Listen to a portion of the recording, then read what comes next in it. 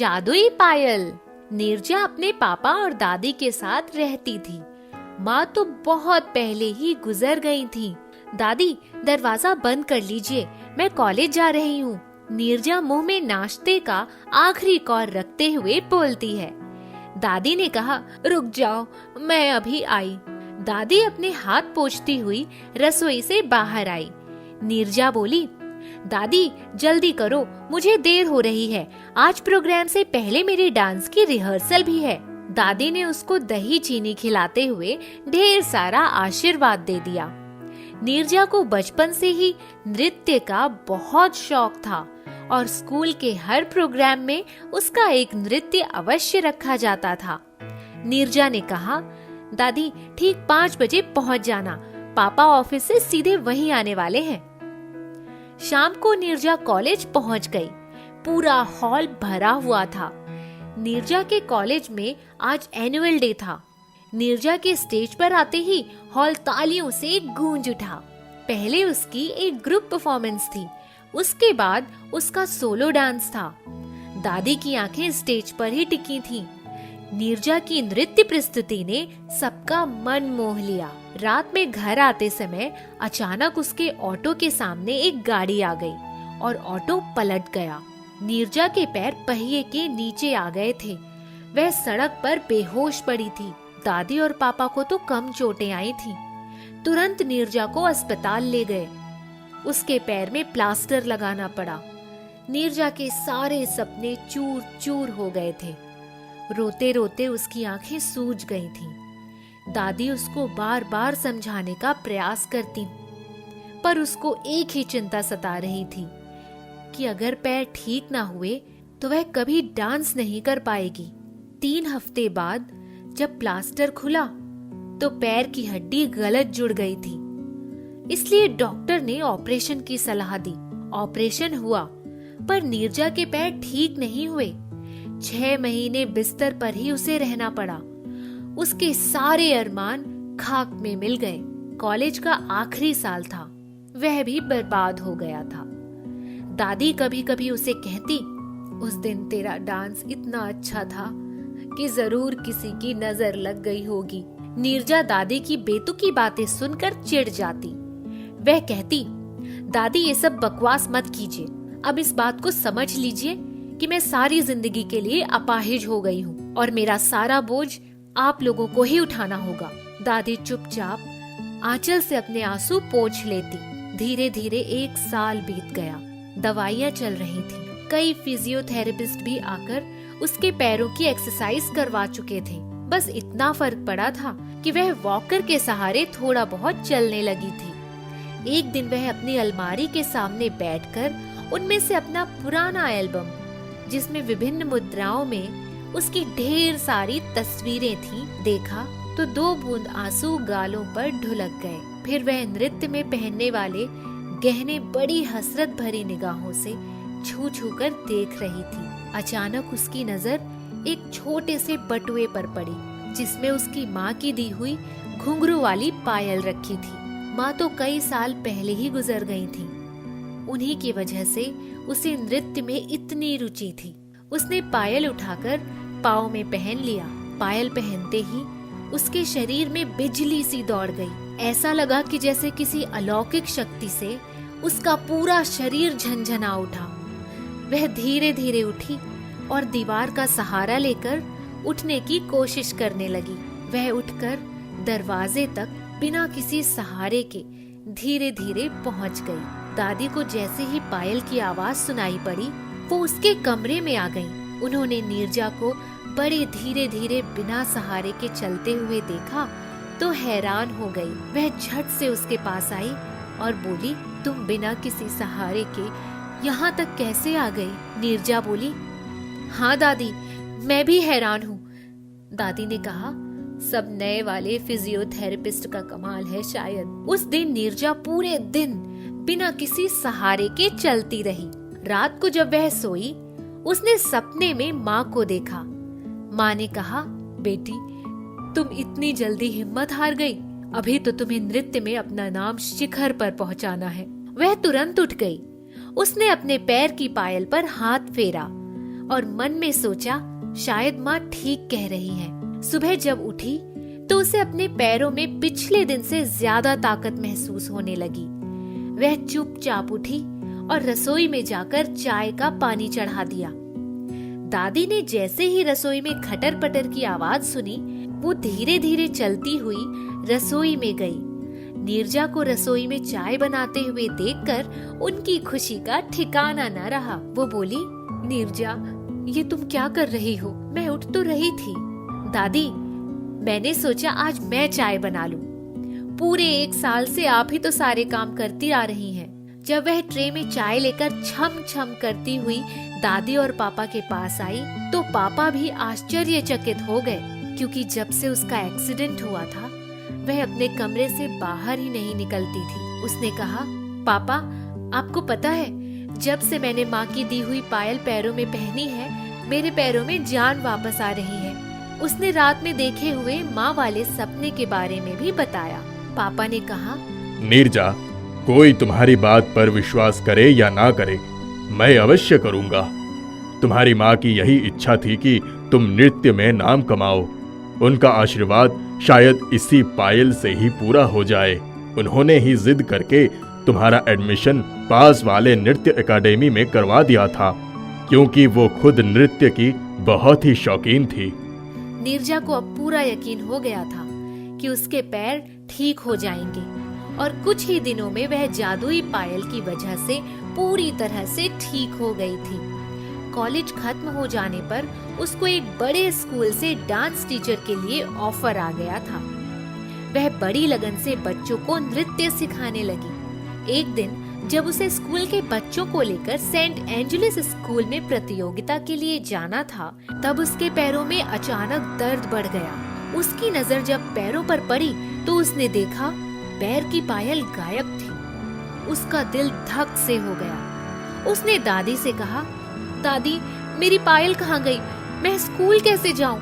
मेरे पैरों में अचानक दर्द बढ़ गया। दादी ने कहा, बेटा, जो चीज इतनी अमूल्य है उसके प्रति ऐसी लापरवाही कैसे हो गई? नीरजा रोते हुए बोली, दादी, वो पायल मेरे लिए जान से भी ज्यादा प्यारी है। दादी ने कमरे में झाड़ू लगाई, बिस्तर की चादर हटाकर देखा, पर पायल कहीं नहीं मिली। उस दिन उसे टैक्सी से स्कूल जाना पड़ा। वह स्कूल पहुंचकर सीधी म्यूजिक रूम में गई। ढूंढते ढूंढते पायल दरी के एक कोने में पड़ी हुई मिल गई और उसकी जान में जान आई। झट से उसने पायल पहन ली और उसकी खोई हुई शक्ति उसे तुरंत वापस मिल गई। उसके बच्चों ने 20 स्कूलों में प्रथम स्थान प्राप्त किया था। उसने मन ही मन जादुई पायल को धन्यवाद किया और कुछ सालों के बाद वह बहुत बड़ी नृत्यांगना भी बन गई थी। सुमेर और पारो मेहनत मजदूरी करके अपना गुजारा करते थे। सारे दिन काम करने के बाद जिसे शरीर में ताकत ही नहीं बचती थी। उनका बेटा चंदर दिन भर जंगलों में गाय बकरियां चराता था। उसके हाथ में हमेशा एक गुलेल रहती, जिसे वो पेड़ों से फल तोड़ता, कुछ फल खा लेता, कुछ घर लेकर आता। पारो जब कभी गांव के ठाकुरों के घर मजदूरी लेने जाती तो वहाँ की औरतों को गहने और ठाट बाट देखकर उसका मन करता कि वो भी सुंदर और चढ़ाऊ गहने पहने, पर सोचती हमारे नसीब फूटे हैं, पेट भरने का जुगाड़ हो जाए वही बहुत है। चंदर अपनी माँ को दिन रात खटते देखता तो उसे बिल्कुल अच्छा नहीं लगता। वो सोचता जब मैं बड़ा हो जाऊंगा तो अपनी माँ को कुछ भी नहीं करने दूंगा। एक दिन जब वो जंगल में बकरियां चरा रहा था तभी उसे पेट पर एक पका हुआ बेल दिखाई पड़ा। उसने झट से गुलेल निकाली और बेल पर निशाना लगा दिया। एक बार, 2 बार और अब तीसरी बार में निशाना लगा, तब जाकर बेल नीचे गिरा। उसने जैसे ही बेल को तोड़ा उसमें से एक बोना निकलकर बाहर आ गया। उसने कहा, चंदर, तुमने मुझे जीवन दिया है, बताओ मैं तुम्हारे लिए क्या कर सकता हूँ। पहले तो चंदर उस बोने को देखकर हड़बड़ा गया, फिर उसको बोलते हुए देखकर थोड़ा आश्वस्त हो गया और बड़े भोलेपन से बोला, अरे आप कौन हो और इस बेल के अंदर कैसे गए? मैंने तो बेल खाने के लिए तोड़ा था, अभी तो मुझे बहुत भूख लगी है। मेरा नाम गिट्टू है। अच्छा चलो, मैं तुम्हारे खाने का इंतजाम करता हूँ।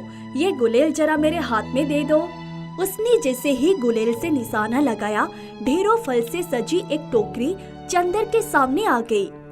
चंदर को अपनी आंखों पर विश्वास नहीं हुआ। वो बोला, ये क्या, इतने फल, इनमें कोई जादू तो नहीं है? अरे नहीं, तुम खाओ तो सही। चंदर ने एक आम उठाया और खाने लगा।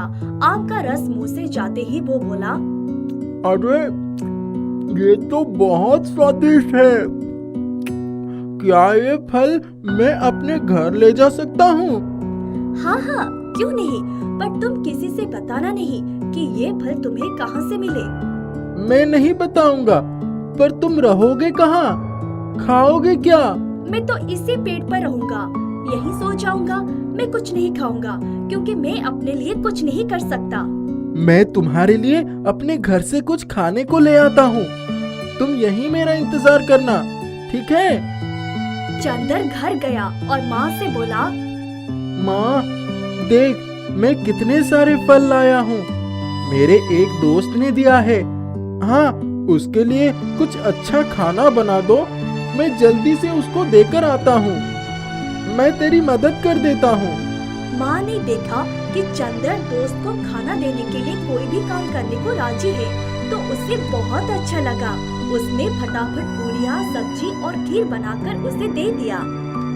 चंदर जब खाना लेकर बेल के पेड़ के नीचे पहुँचा तो गिट्टू वहीं सो गया था। चंदर ने उसे उठाया और खाने की थाली उसके सामने रख दी। वो पहले तो उस खाने की खुशबू से ही खुश हो गया, फिर खाना 2 मिनट में ऐसे साफ कर दिया जैसे कई दिनों का भूखा रहा हो। थाली उठाकर चंदर घर जाने को तैयार हुआ तो गिट्टू बोला, अरे रुको भाई, तुमने मुझे इतना अच्छा खाना खिलाया, मैंने कभी ऐसा खाना नहीं खाया। मुझे भी अपने साथ अपने घर ले चलो। जब तक मैं बेल के अंदर बंद था, मुझे कुछ भी खाने की जरूरत नहीं थी और अपने लिए मेरा जादू काम नहीं कर सकता। मैं तो भूखा मर जाऊंगा। हाँ हाँ चलो, लेकिन गांव वाले तुम्हें देखकर तरह तरह के सवाल पूछेंगे। नहीं नहीं, तुम उसकी चिंता मत करो। मैं तब तक किसी को दिखाई नहीं पड़ूंगा जब तक तुम नहीं चाहोगे। हाँ हाँ चलो। वे दोनों घर आ गए। उसकी माँ ने चंदर से पूछा, खाना खिलाया अपने दोस्त को? हाँ माँ, उसको खाना बहुत अच्छा लगा। वो गिट्टू का हाथ पकड़कर उसको कमरे में ले गया। तुम यहीं पर आराम करो, मैं अभी खाना खाकर आता हूँ। तुमने खाना नहीं खाया? नहीं भाई, पहले कैसे खा लेता। हमारे यहाँ पहले मेहमान को खिलाकर तभी खाया जाता है। गिट्टू ये सुनकर बहुत खुश हुआ। चंदर जब खाना खाने गया तो उसके माँ ने कहा, अरे चंदर, तू किसको खाना खिलाने गया था? ये थाली, कटोरी और गिलास तो सोने के हैं। मैं तो साधारण पीतल के बर्तन में खाना भेजा था। हैं? ऐसा कैसे हो गया? अच्छा माँ, पहले खाना दे दो, बहुत भूख लगी है। खाना खाकर वो गिट्टू के पास आया और बोला, अरे भाई गिट्टू, वो सोने के बर्तन? हाँ, वो तुम्हारा ही है। मुझको इतना स्वादिष्ट खाना खिलाने के लिए, तुम्हें देने के लिए मेरे पास और कुछ भी नहीं है, सिवाय इसके कि मैं जिस बर्तन में खाऊं वो सोने का हो जाए। चंदर आश्चर्य से उसे देखने लगा। उसने कहा, क्या तुम हमारे पास हमेशा रह सकते हो? हाँ, अगर तुम मुझे रोज इसी तरह का स्वादिष्ट भोजन करवाया करो तो रह सकता हूँ। दोस्त, तुम्हें पता नहीं है हम कितने गरीब हैं। हमारे पास तो अपने ही खाने के लिए कई बार कुछ भी नहीं होता। जिस घर में रहने वालों का दिल इतना बड़ा हो कि मेहमानों को खिलाए बिना खुद भोजन ना ग्रहण करे, वो गरीब कैसे रह सकते हैं? वो बर्तन बेचकर जो चाहे खरीद लो। हाँ, पर माँ बापू को क्या कहूँगा? गिट्टू ने उसे समझाया कि कह देना, मेरा एक दोस्त है, उसको खाना खिलाने से मुझे उसने उपहार में ये सब दिया है। दूसरे दिन उसकी माँ काम पर जाने से पहले खाना बनाकर चंदर के लिए रख गई थी। वो 2 थालियों में खाना निकालकर गिट्टू के पास गया तो वो खाने पर झपट पड़ा। दोनों ने खाना खाया और जब चंदर बर्तन रखने गया तो देखा वो भी बर्तन सोने के हो गए। शाम को जब सुमेर और पारो वापस आए तो रसोई में सोने के बर्तन देखकर चकित रह गए। उन्होंने चंदर को आवाज लगाई और उससे पूछा, चंदर तू चोरी तो नहीं कर रहा है? इतना सोना कहाँ से आ रहा है? माँ, मैं क्यों चोरी करूँगा? मैं सिर्फ अपने दोस्त को खाना खिलाता हूँ और वो बदले में उन बर्तनों को सोने में बदल देता है। कौन है तुम्हारा दोस्त? कहाँ रहता है वो? अरे माँ, तुम क्यों परेशान हो रही हो? वो बर्तन हमारे हैं। तुम उनको बेचकर अपने लिए ढेर सारे गहने बनवा लो और जो चाहे खरीद लो। मेरा दोस्त अब यहीं रहता है, लेकिन तुम उससे नहीं मिल सकती। अब तुम्हें काम करने की कोई जरूरत नहीं है। ठीक है, तू कह रहा है तो तेरी बात मान लेती हूँ। चल मैं खाना बना लूँ। पारो की सारी थकान खत्म हो गई थी। उसने फटाफट खाना बनाया और चंदर को 2 थाली लगाकर दे दी।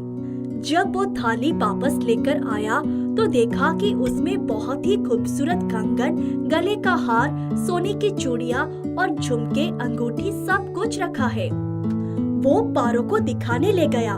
पारो उन सबको देखकर वो बहुत खुश हो गई। फिर बोली, सचमुच हमारे दिन फिर गए। चंदर, मुझे अपने दोस्त से मिलवा दे, मैं देखूं तो सही वो कौन है। माँ, तू जिद मत कर, वरना वो रूठ जाएगा। दूसरे दिन दोनों पति पत्नी काम पर नहीं गए और बाजार जाकर उन बर्तनों को बेचकर बहुत सारा धन लेकर वापस आए। चंदर, इन रुपयों से हम एक घर बनवा लेते हैं। अभी तो मुझे बहुत भूख लगी है। पारो ने 2 थाली खाना लगा दिया। गिट्टू ने खाना खाया। जब चंदर थाली लेकर वापस आया तो अचानक जैसे लगा कि भूकंप आ गया और थोड़ी देर बाद ही उनका घर एक खूबसूरत हवेली में बदल गया और सबके शरीर पर बढ़िया बढ़िया वस्त्र आ गए। पारो के शरीर पर आभूषण ही आभूषण थे। धन दौलत और नौकर चाकर से भरी हवेली देखकर सुमेर और पारो को समझ में नहीं आ रहा था कि ये सब किसकी मेहरबानी से हो रहा है। जब उन्होंने चंदर से कहा कि बेटा अब तो बता दे ये कौन है जो हमारी इतनी मदद कर रहा है, तब चंदर भागा हुआ गिट्टू के पास आया और बोला, भाई, मेरे माता पिता तुमसे मिलने को बेचैन हैं। आखिर कब तक उनसे तुम्हें छिपाता रहूं? अब तो सबके सामने आ जाओ। ठीक है, चलो। सुमेर और पारो ने जब गिट्टू को देखा तो उसके पैर पर गिर पड़े और बहुत धन्यवाद दिया। तब चंदर ने उन्हें सारी बात बताई कि गिट्टू उसे कैसे मिला था। मैंने एक बेल का पेड़ लगाया था, बरसों उसकी देखभाल की। एक बार एक साधु उस पेड़ के नीचे आकर बैठ गए और उन्होंने बेल के पेड़ से एक फल तोड़ लिया। मुझसे सहन नहीं हुआ। मैंने उनके हाथ से बेल छीनकर फेंक दिया।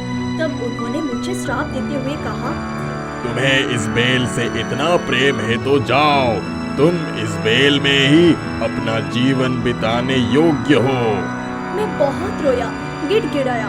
तब उन्होंने कहा, जिस दिन कोई तुम्हें बेल से बाहर निकालकर भरपेट भोजन कराएगा, उसी दिन तुम श्राप मुक्त हो पाओगे। मुझे नहीं मालूम था कि बेल के अंदर रहने से मुझे अद्भुत जादुई शक्ति मिल गई है। चंदर ने मुझे श्राप मुक्त कर दिया। आप लोग सिर्फ एक काम कर दीजिए, अपने बगीचे में बेल के ढेरों पेड़ लगा दीजिए। मैं उनकी पूरी देखभाल करूंगा। पर ध्यान रखना, किसी भूखे से कभी उसका खाना मत छीनना। सभी लोग मुस्कुरा रहे थे। चंदर, उसके माता पिता और जादुई बोना सब खुशी खुशी रहने लगे।